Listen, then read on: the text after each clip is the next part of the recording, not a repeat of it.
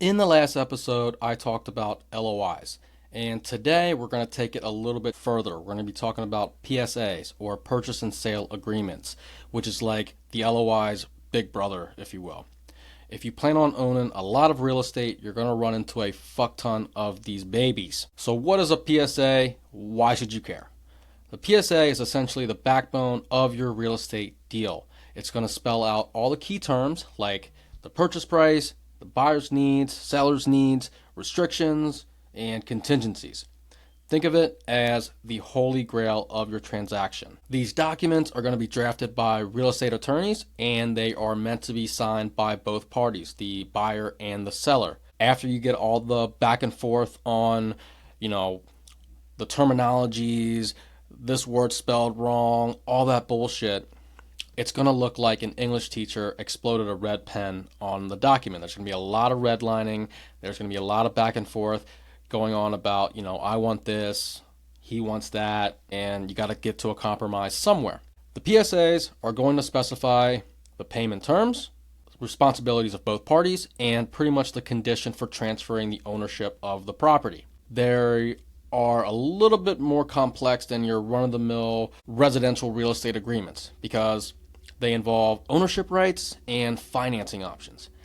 This process is going to take anywhere from probably a few weeks, and it could even drag to months. The reason being, you have an attorney involved. Every single time it comes through, they have to review it, then you got to review it. You got to talk it over, see what you like, see what you want, see what you can live with and live without.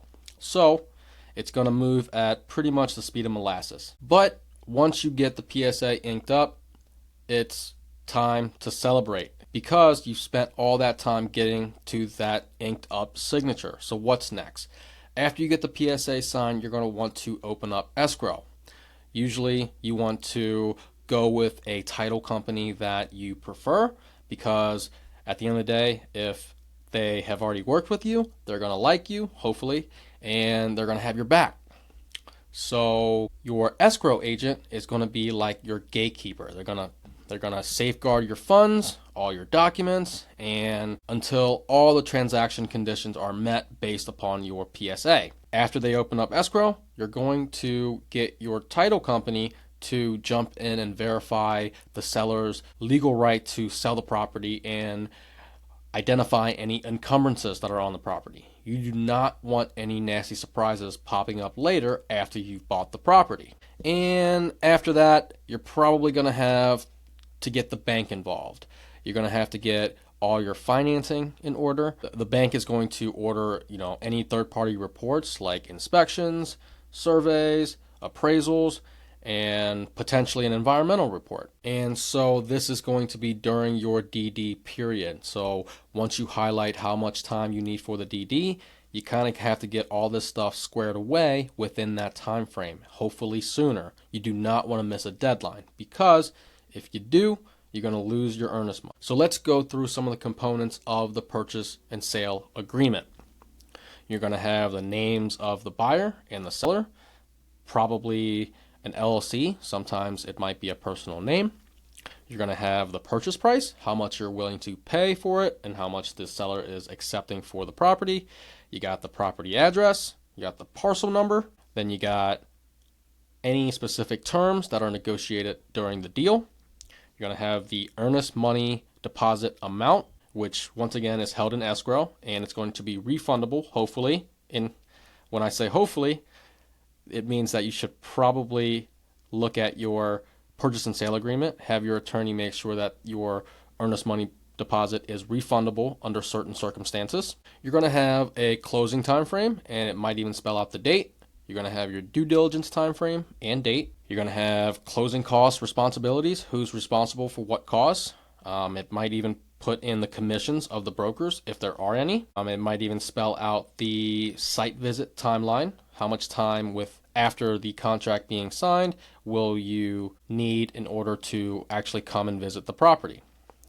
Then you got extensions. If you want to bake in some extensions, maybe have a clause in there that spells out that you need, 30 days extra or 60 days extra in case of whatever event that happens.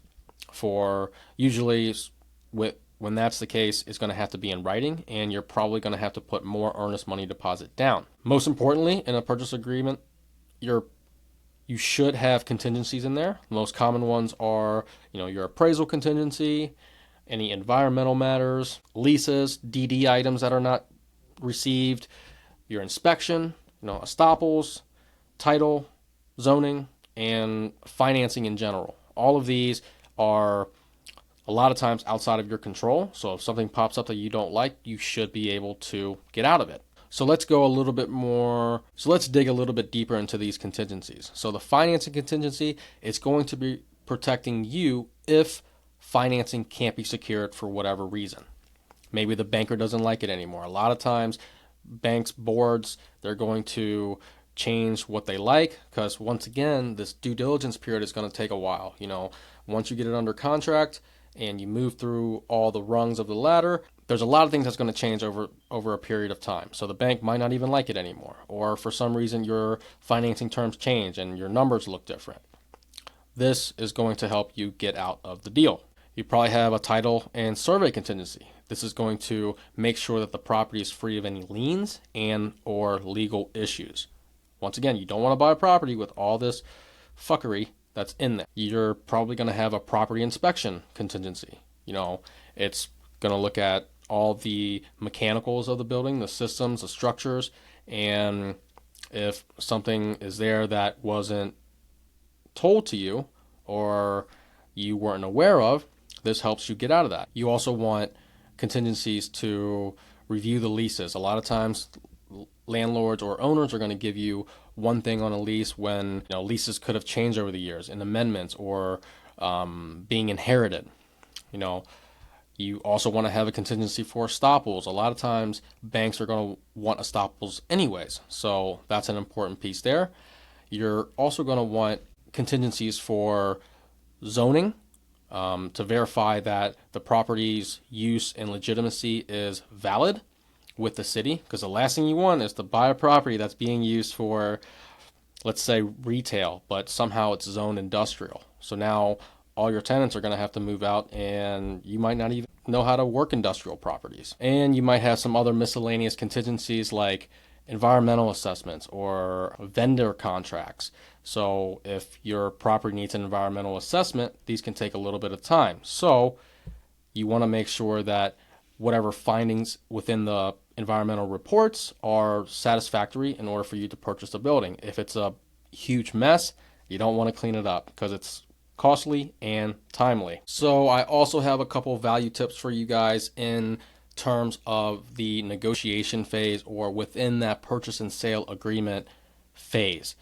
First up, when you get a shit ton of leases from the seller, make sure you have your attorney review it in order to give you a lease summary. So it's going to give you a better idea of what each tenant is responsible for and or any just crazy anomalies that are out there, so that you pretty much understand all of your tenants comprehensively. And then you also want to make sure that your attorney is reviewing the title and the survey before your due diligence period even starts. They're going to review the title to make sure there's not any liens or encumbrances or any reason why the transfer of the property is going to be disadvantageous to you. And obviously they're going to look at the survey as well. To make sure that what you're buying is actually what you're buying. Once you're negotiating with the seller, make sure you only negotiate once. They're not going to like getting beaten down on price consecutively. Like, for example, if you want to, if you find something on the inspection that wasn't there, if you negotiate now, they're going to be like, okay, whatever, I'll give you $50,000 off. And then next week you find something else that's wrong, and then you're trying to negotiate for another $50,000. They're just going to get pissed off and most likely walk away. So I would consolidate all of your negotiations into one. Gather all your information and get on a call with them and present all your findings and all the numbers that are associated with all the findings, and pretty much negotiate just that lump sum.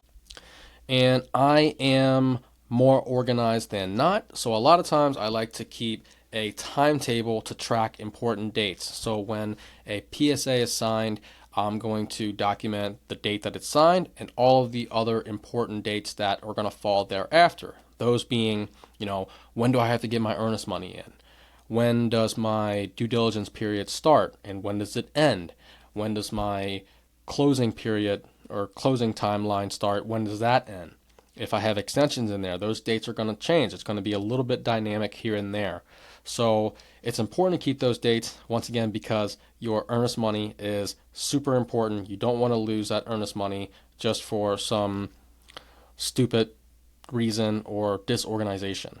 And that is a wrap for today. Hope you guys got a clearer picture of what purchase and sale agreements look like in the CRE realm. If you learned something, hit the subscribe button, leave us a review, and share it. Until next time, Wonton out.